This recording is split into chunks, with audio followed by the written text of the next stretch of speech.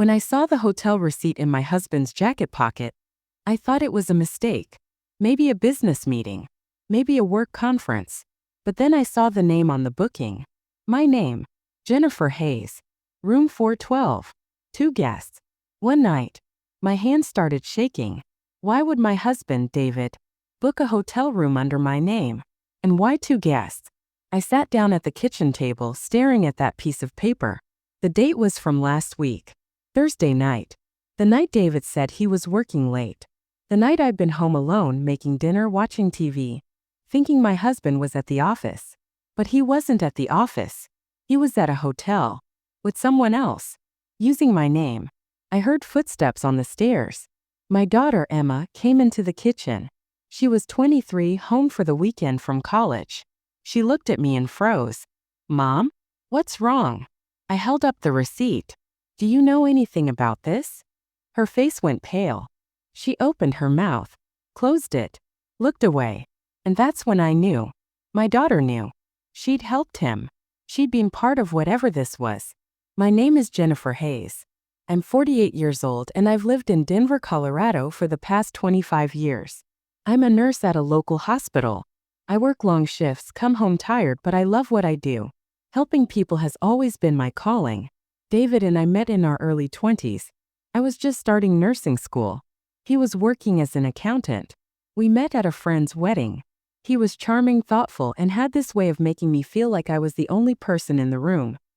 He had dark hair, kind brown eyes, and wore button-down shirts and khakis. The kind of man you could rely on. We got married a year later. Small ceremony at a church downtown. My parents were there. His parents flew in from Ohio.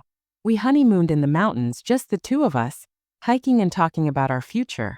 We had Emma 3 years into our marriage. She was our only child. A beautiful baby girl with dark curls and her father's eyes. David was a wonderful dad. He'd come home from work and scoop her up, make her laugh, read her bedtime stories. We were a happy family. Or at least I thought we were. Life was good for many years. We bought a house in a quiet neighborhood. White picket fence. A small garden in the back. David's accounting firm did well. I worked my way up to charge nurse. Emma grew up smart and independent. She went to Colorado State University to study business, just like her dad. David and I had our routines. He'd leave for work at 7:30. I'd leave for the hospital at 8.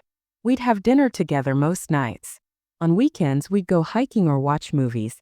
It wasn't exciting, but it was comfortable. Safe. I thought that's what a good marriage looked like after 25 years. But about 6 months ago, things started to change. Small things at first. David started working late more often. He'd come home at 9 or 10 at night saying he had a big client or a deadline. He'd go straight to the shower, eat dinner alone, and fall asleep in front of the TV. He also became protective of his phone. He'd keep it face down on the table. He'd take calls in another room. When I'd ask who it was, he'd say it was work.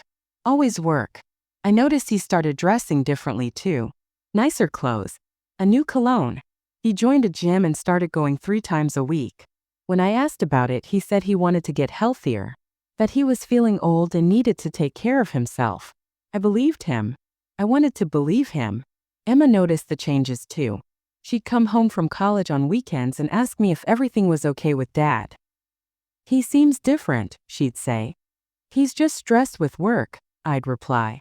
But I was lying to myself. And maybe to her too. Then last Thursday, David said he had to work late again. Client dinner, he said. He'd be home around 11. I kissed him goodbye and watched him drive away. I spent the evening alone. Made myself pasta. Watched a cooking show. Went to bed around 10. David came home around 11:30. He was quiet. Distant. He said the dinner went well and went straight to bed. The next morning I was doing laundry. I grabbed his jacket to check the pockets before washing it. That's when I found the receipt. Hotel Marriott. Room 412. Check-in Thursday, 7 p.m. Check-out Friday, 9 a.m. Guest name Jennifer Hayes. My heart stopped. Why was my name on a hotel receipt? Why would David book a room under my name? I sat on the edge of our bed, holding that receipt, trying to make sense of it. And then it hit me. If he used my name, he was trying to hide something. He was covering his tracks. But who was the second guest? I couldn't confront David right away. He'd already left for work. So I sat at the kitchen table staring at that receipt, my mind racing with questions. Who was he with? Why my name? How long had this been going on? That's when Emma came downstairs. She was wearing sweatpants and a college hoodie, her hair pulled into a messy bun. She poured herself coffee and sat across from me. "Morning, Mom." I didn't respond. I just slid the receipt across the table. She looked down at it, and I watched her face carefully. The way her eyes widened, the way she swallowed hard, the way she couldn't meet my gaze. "Emma," I said quietly, "do you know what this is?" It's a hotel receipt. I can see that. Why is my name on it?" She fidgeted with her coffee mug. "I don't know, Mom. Don't lie to me. I can see it on your face. You know something." She looked up, tears already forming in her eyes. "Mom, please. Don't make me." "Don't make you what? Tell me the truth." "Emma, your father booked a hotel room under my name. With another guest. And you're acting like you know exactly what's going on." She started crying. "I'm sorry. I'm so sorry." My stomach dropped. "What did you do?" "I didn't mean to hurt you. I was just trying to help Dad." "Help him? Help him do what?" She wiped her eyes with her sleeve. "He asked me to book the room for him. He said he needed it for a work thing. That he had a client from out of town, and the company wouldn't reimburse him fast enough. He asked me to use your name because his credit card was maxed out." I felt sick. "And you believed him?" I didn't know what else to think. He's my dad. I trusted him. "When did he ask you to do this?" "A few weeks ago. He said it was just one time. But then he asked me again. Last Thursday. So this isn't the first time?" She shook her head, crying harder now. "I'm sorry, Mom. I should have told you. But he made me promise not to. He said it would upset you for no reason. That it was just work stuff." I stood up, my hands shaking. "Work stuff? Emma, your father is having an affair. And you helped him." "I didn't know. I swear I didn't know." "You didn't ask questions? You didn't think it was strange that he needed a hotel room in his own city? That he was using my name? I thought maybe it was some kind of tax thing. Or company policy. I don't know. I'm not an accountant." I grabbed my purse and keys. I needed to get out of that house. Away from her. Away from the betrayal. "Mom, where are you going?" "To find out the truth." "Please don't. Please just talk to Dad first." "Talk to him? The man who's been lying to me for months? The man who used his own daughter to cover up his affair? We don't know it's an affair." "Then what is it, Emma? Tell me. What innocent explanation is there for a married man booking hotel rooms under his wife's name?" She didn't answer. She just sat there crying. I walked out the door. I drove to David's office. It was Saturday, but I knew he sometimes went in to catch up on work. His car was in the parking lot. I went inside. The building was mostly empty. I took the elevator to the third floor where his firm was located. I found him at his desk, typing on his computer. He looked up when he saw me. Smiled. "Hey, honey. What are you doing here?" I threw the receipt on his desk. His smile faded. "What's this?" "You tell me." He picked it up, his face going pale. "Where did you find this?" "In your jacket. While I was doing laundry. Like a good wife." He set the receipt down slowly. "Jennifer, I can explain." "Then explain. Why is my name on a hotel booking? Who were you with?" "It's not what you think." "Then what is it?" "Does what I think is that you're having an affair. And that you used our daughter to help you hide it." His jaw tightened. "Emma told you?" "Of course she told me. She's 23 years old, David. You put her in an impossible position. You made her lie to me." "I didn't ask her to lie. I just asked her to book a room. Using my name." "Why my name?"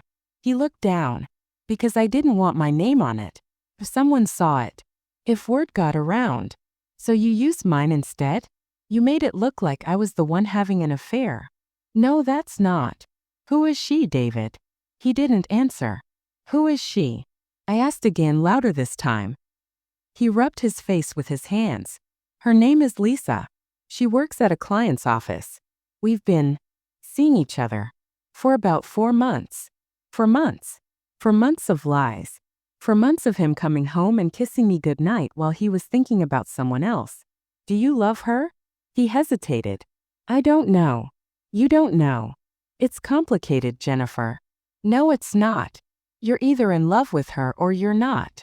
I love you. But I have feelings for her. I felt like I'd been punched in the stomach. How could you do this?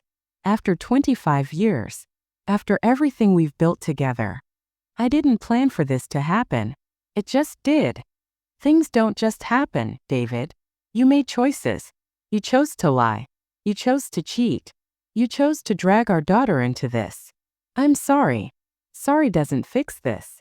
I know, but I don't know what else to say. I looked at him. This man I'd spent half my life with. This man I trusted completely.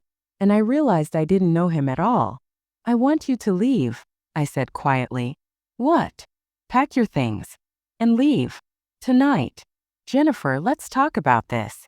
There's nothing to talk about. You cheated on me. You lied to me. You used our daughter. I don't want you in my house anymore. His face crumpled.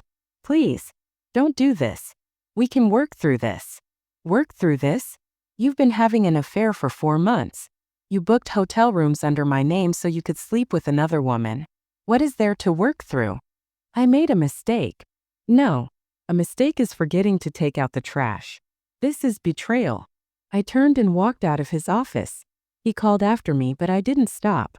I drove home, gripping the steering wheel so hard my knuckles turned white. My mind was spinning. For months. He'd been with her for 4 months while I worked long shifts, came home exhausted, made him dinner, slept beside him every night. How many times had he lied? How many late nights at work were actually nights with her? How many times had he kissed me goodbye knowing he was going to see her? When I got home, Emma was still sitting at the kitchen table. Her eyes were red from crying. Mom! Not now, Emma. Please let me explain. What's there to explain? You helped your father cheat on me. I didn't know. I thought it was for work. I turned to face her. You're 23 years old. You're not a child. You knew something was wrong. You just didn't want to see it. That's not fair. Fair? You want to talk about fair? It's not fair that I've spent 25 years building a life with a man who threw it all away. It's not fair that my own daughter helped him do it. She stood up. I didn't mean to hurt you. I love you, Mom. Then why didn't you come to me? Why didn't you tell me what he asked you to do? Because he's my dad. I didn't want to believe he was capable of this. Well, he is. And now we both have to live with that. I walked past her and up the stairs to my bedroom. I pulled out a suitcase and started throwing David's clothes into it. Shirts, pants, socks, everything. Emma appeared in the doorway. What are you doing? Packing his things. I told him to leave. Mom, don't you think you should? Should what? Give him another chance? Let him explain. Emma, he's been lying to me for months. To both of us. There's nothing left to explain. She watched me pack in silence for a moment. Then she said quietly, I saw her once. I stopped, turned to look at her. What? Lisa. I saw her. A few weeks ago. Dad took me to lunch downtown and she was there. He introduced her as a colleague. They were friendly. Too friendly. I asked him about it afterward and he said she was just a work friend. That I was reading too much into it. And you believed him? I wanted to. I didn't want to think my dad was. That he would. She started crying again. I'm so sorry, Mom. I should have told you. I should have known. I sat down on the edge of the bed, suddenly exhausted. What did she look like? She's younger. Maybe late 30s. Blonde. She was wearing a pencil skirt and heels. She laughed at everything Dad said. Of course she was younger. Of course she was blonde. The cliché was almost insulting. Did they seem close? Emma nodded. He touched her arm when he talked to her. She kept looking at him like she adored him. I felt sick. And you didn't think to mention this to me? I didn't want to upset you over nothing. I thought maybe I was imagining it. You weren't imagining it. We sat in silence for a moment. Then I heard the front door open. David's voice called out. Jennifer? Emma. I stood up. Stay here. I went downstairs. David was in the living room, still wearing his work clothes. He looked nervous. "I want to talk," he said. "There's nothing to talk about. Please, just give me 5 minutes." "Fine. 5 minutes." He sat down on the couch. I stayed standing, arms crossed, waiting. "I know I messed up," he started. "I know I hurt you, and I'm sorry. I never meant for any of this to happen. You keep saying that. But you made choices, David. Every single day for 4 months, you chose her over me. It wasn't like that. Started as just conversation. She understood me, made me feel young again, made me feel like I mattered. And I didn't? That's not what I'm saying. Then what are you saying? That I'm boring? That after 25 years of marriage, I don't make you feel special anymore? I felt invisible, Jennifer. You're always working, always tired. We stopped talking, stopped connecting. I felt like we were just roommates. So instead of talking to me about it, you found someone else? I'm not blaming you. It sounds like you are. I'm just trying to explain how it happened. I don't care how it happened. It happened. That's all that matters." He leaned forward, his head in his hands. "I ended it. With Lisa. This morning. After you left my office, I called her and ended it. Am I supposed to be grateful? No. I just want you to know that I choose you. I choose our marriage. You don't get to choose anymore, David. You lost that right when you lied to me. When you used my name to book hotel rooms with another woman. When you involved our daughter in your lies. I'll do anything. Counselingua act. Therapy. Whatever you want." I looked at him. This man I'd loved for so long. This man who'd promised to be faithful. To honor me. To love me in sickness and in health. "I want you to leave," I said again. "Jennifer. Your things are packed. They're upstairs. Take them and go." "Where am I supposed to go?" "I don't care. A hotel. A friend's house. Go stay with Lisa for all I care. I told you I ended it. I don't believe you. And even if you did, it doesn't change what you did. You broke my trust. You broke us." He stood up slowly. "So that's it? 25 years and you're just done. You were done 4 months ago when you started sleeping with someone else. I'm just catching up." He looked like he wanted to say something else. But he didn't. He just walked upstairs, got his suitcase, and left. I heard his car start. Heard him drive away. And then the house was silent. Emma came downstairs. We stood in the living room just looking at each other. "I'm sorry, Mom," she whispered. "I know. Are you going to be okay?" I didn't know how to answer that. So I just said, "Eventually." The first few weeks after David left were the hardest. The house felt too big, too quiet. I'd come home from work and expect to see him on the couch or in the kitchen. But he wasn't there. And every time I remembered why, it felt like the wound was fresh all over again. Emma went back to college. Before she left, she sat with me on the porch. "I really am sorry, Mom. I should have told you. I know you are. But Emma, you need to understand something. What your father asked you to do, asking you to keep secrets from me, that wasn't okay. Even if you thought it was innocent. I know that now. In a marriage, secrets destroy everything. And he made you part of his secrets. That wasn't fair to you or to me." She nodded, tears in her eyes. "Are you going to divorce him?" "I don't know yet. I need time to think. To figure out what I want." "Do you think you'll ever forgive him?" I thought about it. Maybe. Someday. But forgiveness doesn't mean I take him back. It just means I stop letting what he did control my life. She hugged me tight before she left. "I love you, Mom." "I love you too, sweetheart." David called me almost every day. Texted me. Sent flowers. He begged me to meet him for coffee. To talk. To give him a chance to explain. To apologize properly. I ignored most of it. But after 3 weeks, I finally agreed to meet him. At a coffee shop downtown. Neutral ground. He looked terrible. Like he hadn't been sleeping. His hair was messy. His clothes were wrinkled. There were dark circles under his eyes. "Thank you for meeting me," he said as I sat down. "I'm only here because you won't stop calling. I miss you, Jennifer. I miss our life. You should have thought about that before." "I know. I've thought about nothing else since I left. I made the biggest mistake of my life. And I'll regret it forever. I took a sip of my coffee. Is it really over with her? Yes. I swear. I ended it the day you found the receipt. Why did you do it, David? Really? Was I not enough? He looked down. It had nothing to do with you not being enough. It was me.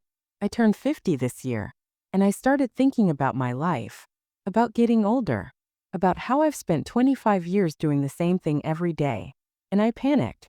I felt like time was running out, like I was missing something. So you had an affair? I wasn't thinking clearly. Lisa made me feel young, exciting, like I still had something to offer. It was stupid and selfish and wrong, but it was never about you not being enough.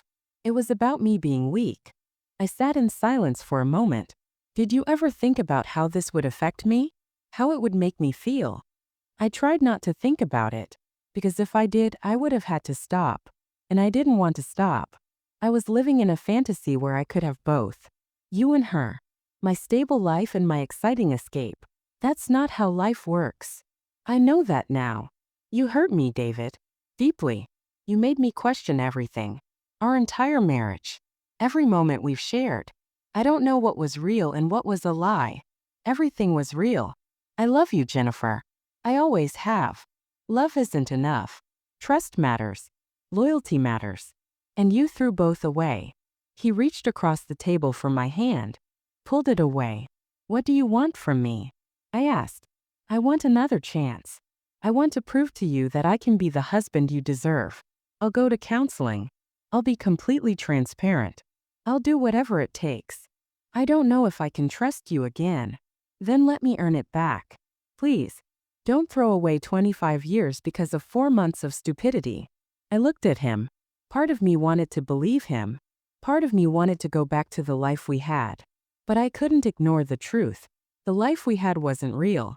It was built on him keeping secrets, on me not asking questions, on both of us pretending everything was fine when it wasn't.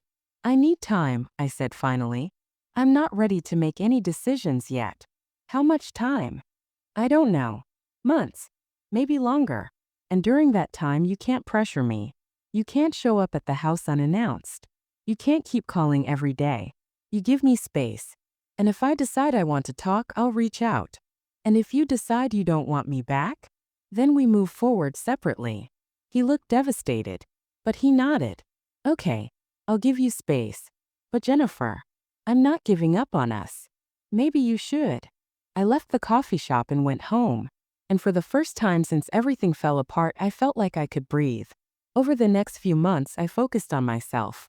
I went to therapy, talked through my feelings with a counselor who helped me understand that David's affair wasn't my fault, that I didn't drive him to it, that his choices were his own.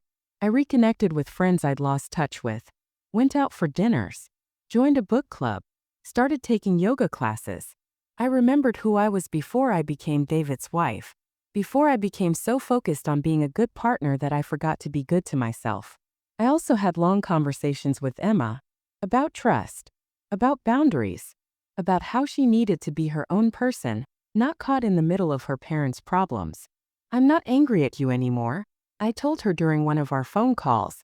You were put in an impossible situation, but moving forward you need to know that you're allowed to say no, even to your father, especially to your father if he's asking you to do something that doesn't feel right. I will, Mom. I promise. 6 months after David left, he asked to meet again. This time I agreed more readily.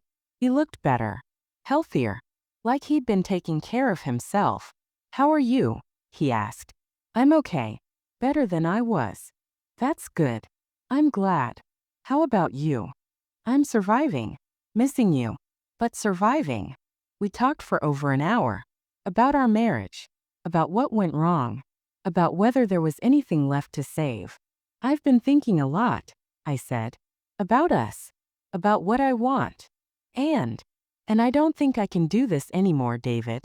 I don't think I can be married to you. His face fell. Are you sure? I am. Not because I don't love you, but because I don't trust you. And I don't know if I ever will again. I'll keep trying. I don't want you to. I want you to move on. And I want to move on too. He was quiet for a long time. Then he said, If that's what you want, I'll respect it. Thank you. Can I ask you something? Sure. Do you think you'll ever forgive me? I thought about it. I think I already have. Not for you, but for me. Because holding on to anger was hurting me more than it was hurting you. But forgiveness doesn't mean we get back together. It just means I'm letting go. He nodded slowly. I really am sorry, Jennifer. For all of it. I know you are. We filed for divorce 2 months later. It was amicable. We split everything fairly. The house. The savings. We stayed civil for Emma's sake. It's been a year and a half since I found that hotel receipt. A year and a half since my world fell apart and I had to build a new one from the pieces. I'm 50 now. Still working as a nurse. Still living in the same house I kept it in the divorce. I repainted the bedroom. Changed the furniture. Made it mine. The space doesn't feel haunted anymore. Feels like home. David and I are cordial now. We text occasionally about Emma or about paperwork that still needs signing. He's dating someone new. Not Lisa, that really did end. Someone else. Someone his own age, from what Emma tells me. I'm happy for him. And I mean that genuinely. Emma and I are closer than we've ever been. She's graduating from college this spring. She's grown so much this past year. She's learned about boundaries, about honesty, about the complexity of relationships. And she's learned that loving someone doesn't mean protecting them from consequences. I'm proud of the woman you're becoming. I told her recently. I learned from the best, she said. I've learned things too. I've learned that I'm stronger than I thought. That I can survive betrayal and come out the other side. That being alone doesn't mean being lonely. I've also learned something important about trust. Trust isn't just about believing someone won't lie to you. It's about believing that if they do, you'll be strong enough to handle it. And I am. I started dating a few months ago. Nothing serious. Just coffee dates and dinners with kind men who make me laugh. I'm not in a rush. I'm not desperate to fill the space David left. I'm just open. Open to possibility. Open to connection. Open to whatever comes next. But I'm also content being on my own. I've discovered that I like my own company. I like quiet Saturday mornings with coffee and a book. I like making decisions without having to consult anyone. I like knowing that my life is entirely my own. The thing about betrayal is that it changes you. It shows you what you're made of. It forces you to confront the truth about yourself and the people you love. And sometimes that truth is painful. But it's also liberating. David's affair wasn't about me not being enough. It was about him feeling lost and making terrible choices. That's on him. Not me. And Emma's role in it wasn't about her not loving me. It was about her being caught between two people she loved and not knowing how to navigate that. She's learned from it. We both have.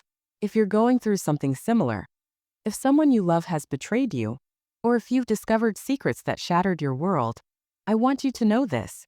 You will survive. It might not feel like it right now. The pain might feel unbearable. The betrayal might feel like it swallowed you whole. But you are stronger than you know. And you deserve honesty. You deserve loyalty.